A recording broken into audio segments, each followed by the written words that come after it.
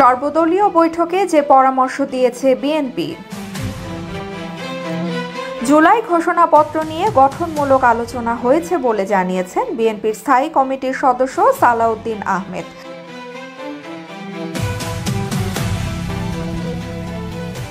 তিনি বলেন, ফ্যাসিবাদ বিরোধী ঐক্যে যেন ফাটল না ধরে বৈঠকে সে বিষয়ে বিএনপির পক্ষ থেকে পরামর্শ দেয়া হয়েছে।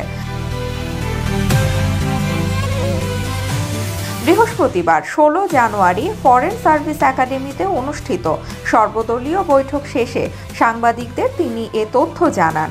জুলাই গণ অভ্যুত্থানের ঘোষণাপত্র নিয়ে রাজনৈতিক দলগুলোর সঙ্গে অন্তর্বর্তী সরকারের প্রধান উপদেষ্টা ডক্টর মোহাম্মদ ইউনূসের সভাপতিত্বে সর্বদলীয় এ বৈঠক অনুষ্ঠিত হয়।